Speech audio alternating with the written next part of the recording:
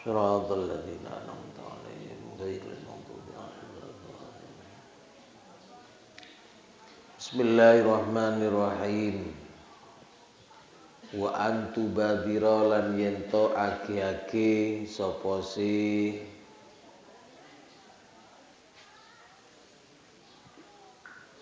wong kang istifadhah, mustafadhah berarti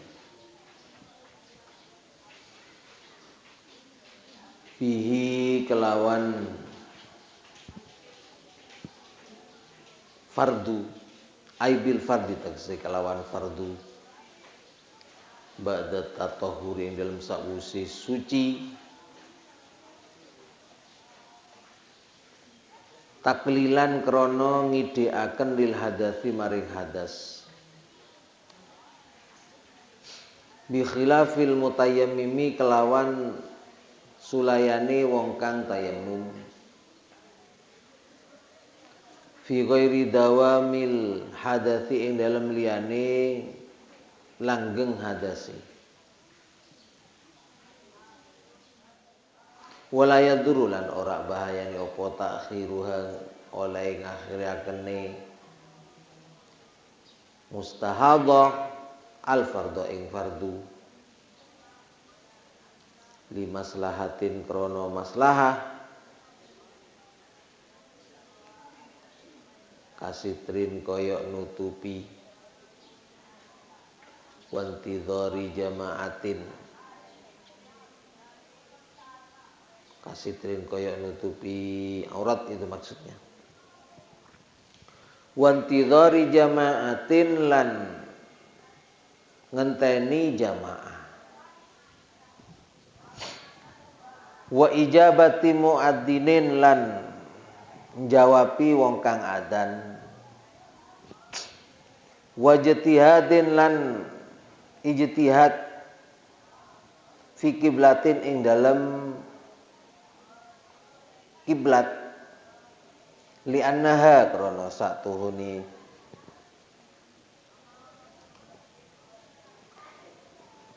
mustahadhah iku ghairu muqassiratin iku ora pepeko bidzalika kelan mengkono-mengkono takhiruha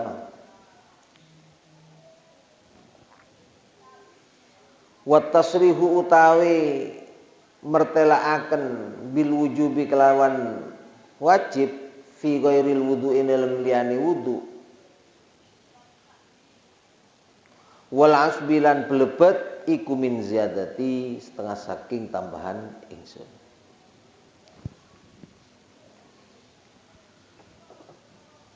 Berikutnya adalah wa antubadira bihi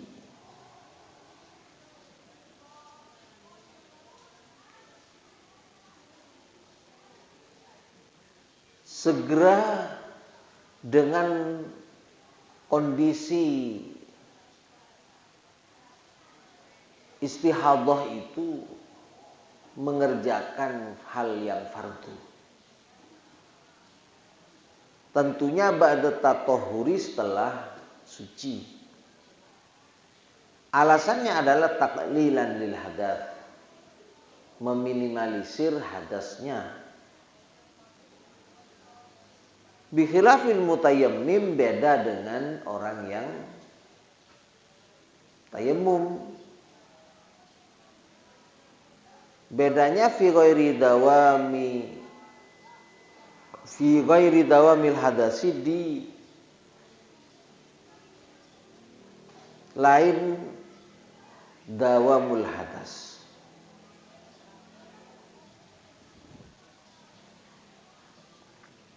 Jadi wajib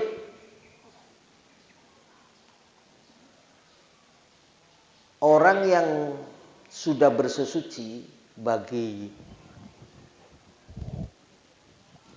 perempuan yang istihadhah untuk segera melakukan pelaksanaan fardu itu seperti sholat. Jadi kalau sudah bersesuci ini hendaknya segera melakukan sholatnya. Seperti yang disampaikan pada keterangan sebelumnya bahwa orang yang istihadhah itu tidak boleh kemudian kalau tidak masuk waktu dan melakukannya harus segera harus segera. Begitu suci harus segera melakukan sholat fardu itu.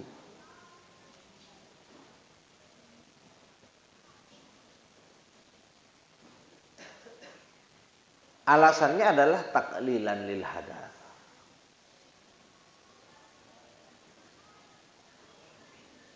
Meminimalisir hadas.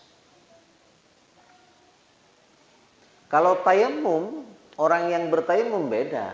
Yang penting kalau tayamum itu masuk waktu cukup. Apakah dia segera atau tidak, itu tidak ada masalah. Yang penting harus masuk waktu.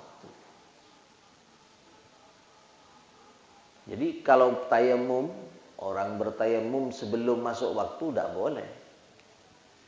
Tidak diperkenankan karena sebelum masuk waktu itu dia masih belum wajib untuk melakukan sholatnya itu. Dan dalam kondisi itulah, kondisi sudah masuk waktu tapi kita tidak menemukan alat bersesuci selain air, ya makalah kita harus cari alternatif berupa tayamum. Kalau mereka yang diharuskan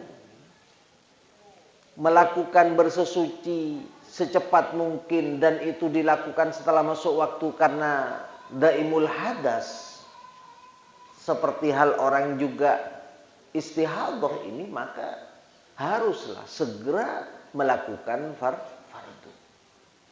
Beda dengan cara orang yang sedang melakukan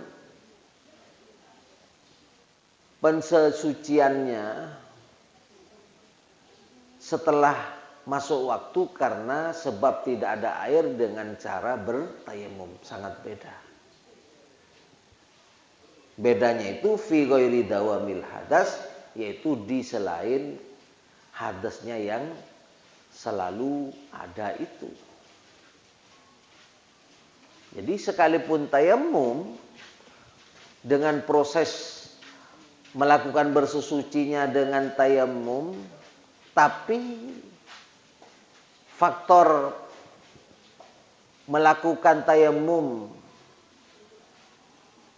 harus dilakukan setelah masuk waktu itu bukan karena hanya tidak ada air saja, tapi juga dia sedang daimul hadas. Orang yang selalu hadas, yang langgeng hadasnya, seperti orang beser, ya kan? Orang beser harus cepat-cepat begitu masuk waktu, dan karena harus tayamum dengan permasalahan penyebabnya karena tidak bisa menggunakan air, apakah airnya tidak ada atau karena penyakit, sehingga di samping ilat itu kok dia daimul hadas, hadasnya terus menerus, maka sekalipun tayamum tetap harus segera melakukan fardu. Bagi orang yang melakukan tayamum bukan karena dirinya sebagai orang yang daimul hadas, yang hadas terus-terusan, ya bolehlah. Artinya walaupun tidak segera melakukan fardu tidak masalah. Itu maksudnya fi ghairi dawamil hadas. Karena dengan cepat atau segera melakukan fardu itu bisa mentaklilil hadas, bisa meminimalisir volume hadasnya. Karena kalau umpama orang itu salisul bol umpamanya, ya, orang yang beser dalam kencingnya itu tambah didiamkan, tambah tidak segera melakukan fardu atau melakukan sholat fardunya, maka semakin banyak hadas yang ada waktu itu, baik dari segi air kencingnya yang semakin banyak dan juga semakin lama dan seterusnya. Untuk itu bagi orang yang mustahadah, orang yang ada gangguan dalam haidnya, sehingga melewati dari batas yang telah menjadi ketetapan syarak, sehingga dia tergolong dalam kategori mustahadah, maka dia harus segera melakukan sholat fardu jika sudah suci. Wajib itu segera melakukan sholat fardu kalau sudah suci. Fahimtum?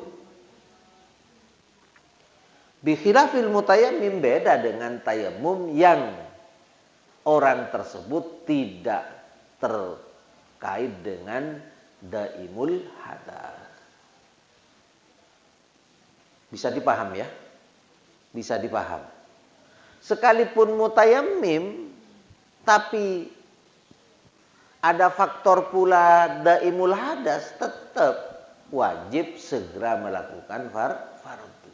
Tujuannya tidak ada lain, taklilun lil hadas, untuk meminimalisir hadasnya.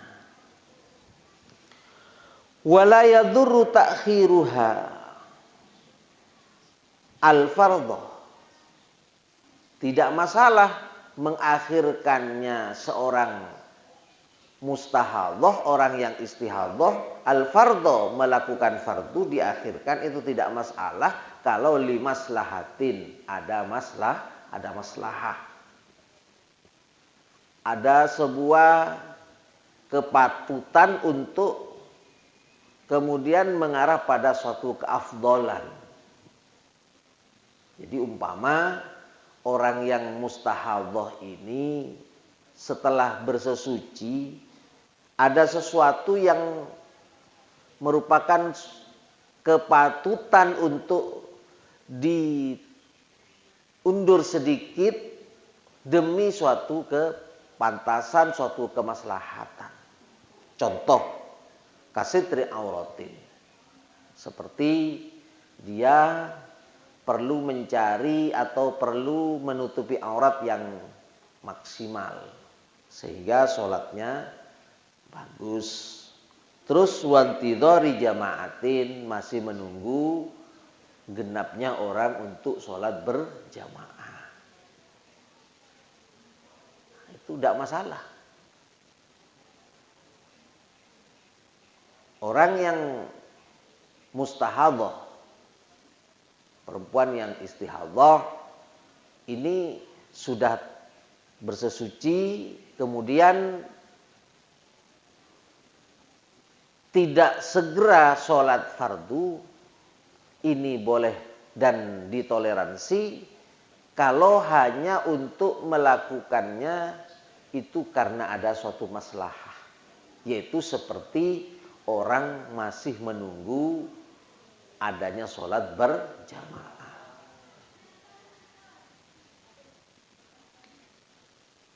Biasanya ada sholat berjamaah, kemudian nunggu aja daripada nanti tidak berjamaah. Nah, inilah pentingnya sholat berjamaah. Karena orang sholat berjamaah ini dari segi keutamaannya luar biasa. As-sholatu ma'al jamaah, sholat berjamaah ini afdhalu, lebih utama, min sholatil fadhi, dari sholat sendirian. Bisab'in wa ishrina darajah. Selisihnya itu selisih 27 derajat. 27 pangkat. Jadi umpama kita klasifikasi antara sholat sendirian dengan berjamaah, ya cukup jauh. Bayangkan, umpama sholat sendirian itu hanya strip 1, pangkatnya atau hanya merah atau apalah, ini sudah tingkatan 27 pangkat dari itu, jauh. Tingkatannya jauh. 27 derajat. Luar biasa. Maka pantas orang yang ahli sholat berjamaah itu akan diberinya 5 keistimewaan. Pertama, dijauhkan dari fakir. Orang yang ahli sholat berjamaah tidak akan menemuinya suatu kefakiran di dunia. Fakir itu yang bisa menjerumuskan seseorang pada kekufuran. Makanya dikatakan kadzal fakru ayyakuna kufran. Hampir kondisi fakir inilah yang dapat menjerumuskan seseorang menjadi kafir. Memang banyak ini terjadi. Karena kondisi ekonomi yang terhimpit, yang disebabkan juga karena persaingan yang ketat, lapangan kerja yang juga semakin padat, semuanya berkompetisi untuk yang lebih dari kehidupan awal, sehingga ingin dalam taraf kehidupan yang baik. Mereka tidak memandang itu siapa, sehingga sikut kanan sikut kiri. Ini yang kemudian ada suatu pergeseran nilai dari orang yang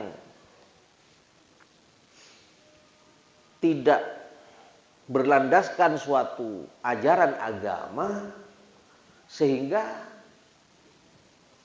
dengan kefakiran itulah mudah dipengaruhi keimanannya, apalagi minim agama.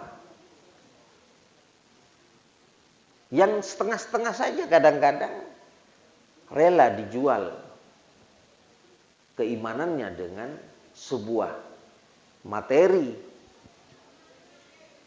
Tidak jarang di suatu tempat itu kawan, yang memang mereka kekurangan dan termasuk kategori fakir, mereka begitu datang orang yang mau memberikan donasi berupa uang dan makanan, karena dijejali terus setiap hari, nurut akhirnya. Mereka kali pertama didatangi, sampai berikutnya kemudian diajak, oh kalian enak kan saya kasih begini dan begitu, nikmat kan? Mereka jawab nikmat.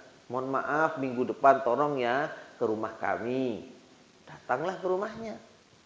Padahal sang donatur itu orang yang di luar keyakinan kita, yaitu katakan bukan orang Islam. Datanglah ke rumahnya. Diadakanlah suatu upacara-upacara keagamaan menurut versi agama mereka. Kita ikut. Itu pun sudah sedikit demi sedikit akhirnya ditariklah ke tempat ibadah mereka dengan diiming-imingi suatu materi yang mereka sudah mulai sangat butuh dengan itu, karena dijejali setiap saat itu. Inilah yang kemudian menjadi kadzal fakru ayyakuna kufran. Hampir-hampir semua efek atau imbas dari kefakiran ini menyeretnya pada kekafiran. Pindah keyakinan. Ini yang bahaya. Kenapa? Karena fakirnya keadaan. Lah, orang yang sholat berjamaah akan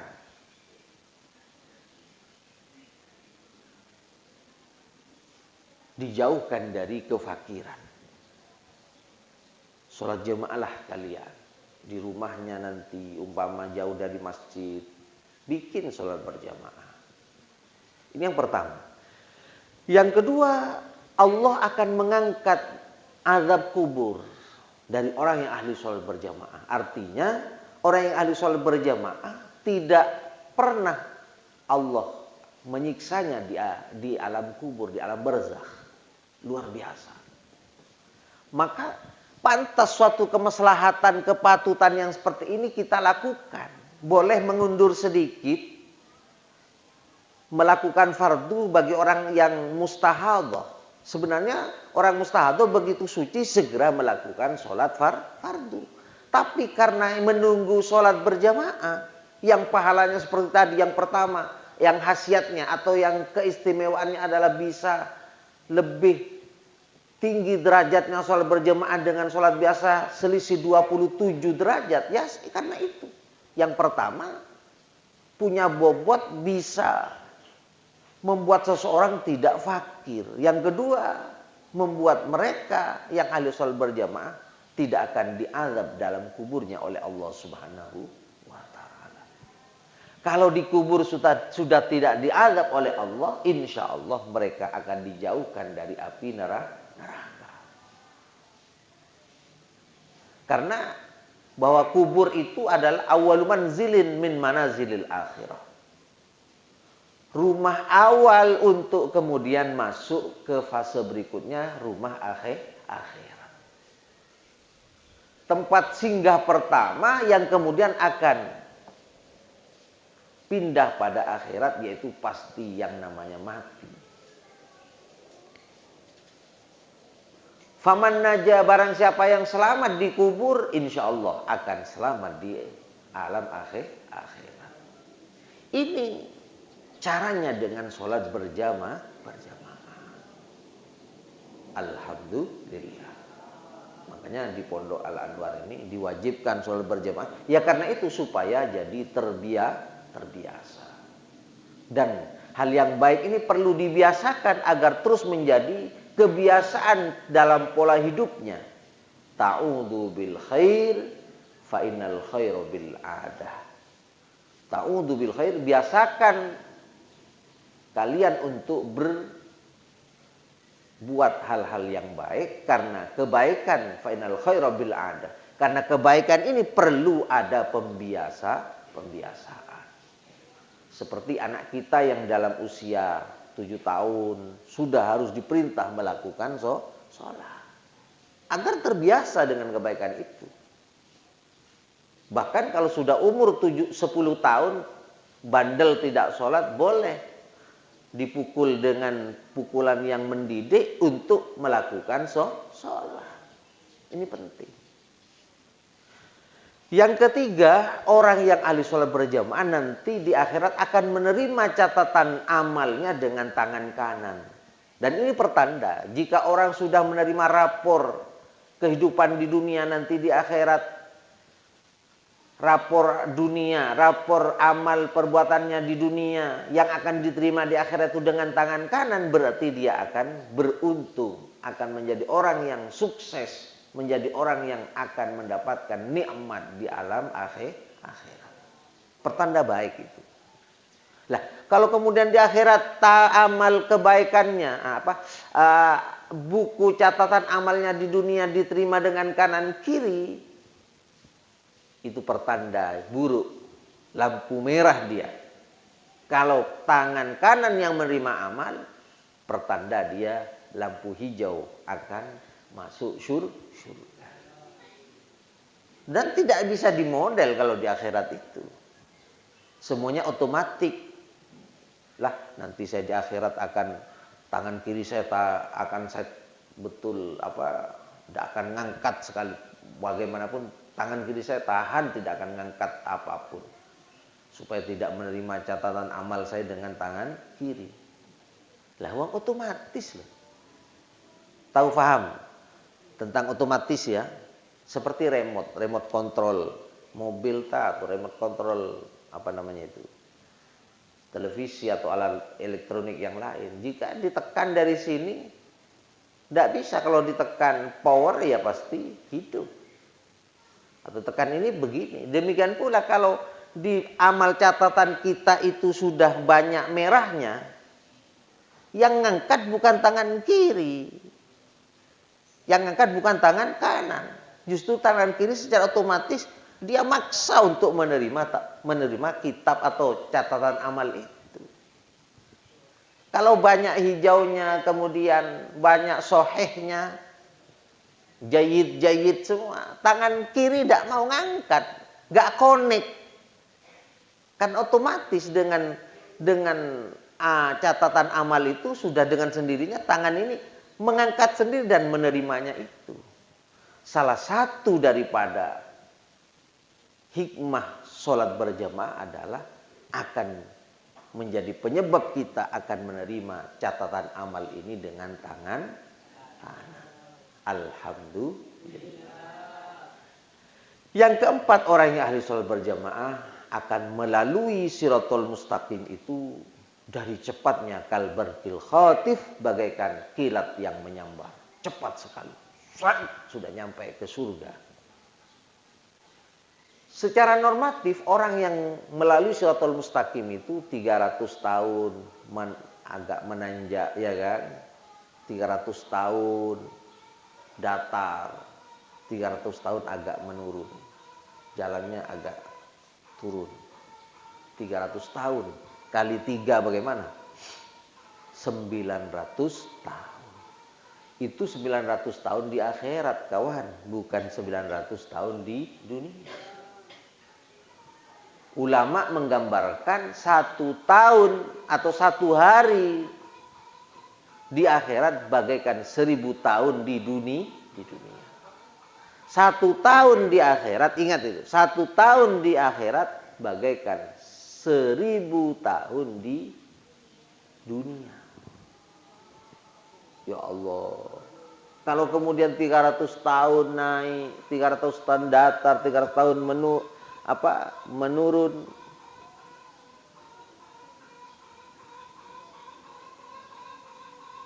Aduh, berapa lama ya? Tinggal 900 tahun kali 1000. Berapa tahun? Berapa miliar, berapa? Ya Allah, luar biasa. Dengan sholat berjamaah, orang yang melakukan sholat berjamaah di dalam melalui siratul mustaqim bagaikan kilat yang menyambar dari cepatnya. Mudah-mudahan kita seperti itu, amin Allahumma. Dan yang terakhir, bagi orang yang melakukan sholat berjamaah adalah yadkhulul jannata bighairi hisab, masuk surga tanpa dihisab. Pokoknya orang yang ahli sholat berjamaah ini langsung dilihat oleh malaikat, oh ini orang berjamaah ya, langsung aja, tanpa harus disensor dulu, tanpa harus diperiksa dulu. Pokoknya ada orang ini dengan khasiat sholat berjamaah, keutamaan sholat berjamaah, langsung malaikat menyuruhnya langsung masuk surga. Alhamdulillah. Nah, maka itu orang yang melakukan sholat berjamaah beda dengan orang sholat sendirian, selisihnya 27 derajat. Itu diantara bedanya. Dan banyak yang lain. Makanya orang yang mustahadah ini boleh tidak langsung melakukan sholat fardu kalau hanya untuk menunggu sholat berjamaah. Termasuk wa ijabatu muadzinin, menjawab adzan. Orang yang adzan itu dijawab, bagus itu. Malah orang yang ahli menjawab adzan itu akan mewariskan husnul khotimah. Orang yang tidak menjawab adzan, dia hanya bicara saja, ini dikhawatirkan wafatnya ini tidak berakhir dengan baik. Na'udzubillahi min wajtihadin fi kiblah, juga mencari kiblat yang tepat. Perlu nemeni atau ijtihad, atau betul-betul dikerahkan pikirannya, caranya bagaimana ini untuk menemukan kiblat sebenarnya. pakai alat apa atau bagaimana sekiranya bisa menemukan arah kiblat yang benar. Nah, menunda sedikit untuk tidak langsung melakukan sholat setelah bersesuci bagi mustahadhah ini boleh kalau untuk ijtihad fi qiblatin. Li'annaha ghairu muqassiratin, karena itu tidak dianggap sembrono, tidak taksir bidzalika dengan melakukan semua itu. Wa tasrihu bil wujub fi ghairil wudu wal 'ashr min ziyadati, menjelaskan bahwa apa-apa yang telah dijelaskan itu wajib segera melakukan sholat fardu kalau sudah bersesuci bagi mustahadhah dan seterusnya itu adalah min ziyadati. Itu saja, mudah-mudahan manfaat barokah. Rabbana anfa'na bima 'allamtana Rabbi 'allimna alladhi yanfa'una Rabbi faqihna wa faqih ahlana wa qarabatin lana fi dinina Rabbana anfa'na Rabbi 'allimna alladhi yanfa'una Rabbi faqihna wa faqih ahlana wa qarabatin lana fi dinina Rabbana anfa'na bima 'allamtana Rabbi 'allimna alladhi yanfa'una Rabbi faqihna wa qarabatin lana fi dinina subhana rabbika rabbil izzati amma yasifun wa salamun alal mursalin walhamdulillahi rabbil alamin subhana rabbika rabbil izzati amma yasifun wa salamun alal mursalin walhamdulillahi rabbil alamin Subhana rabbika rabbil izzati amma yasifun wa salamun alal mursalin walhamdulillahi rabbil alamin Rabbana taqabbal minna wastajib du'ana wa hasil maqasidana waqdi jami' hajatina wa tammim amalana wa shmardana والصحي جسادنا ونور قلوبنا وانفع بارك علومنا ببركات الفاتحة. بسم الله الرحمن الرحيم الرحمن الرحيم صراط الذين أنعمت عليهم غير المغضوب عليهم ولا الضالين اللهم صل على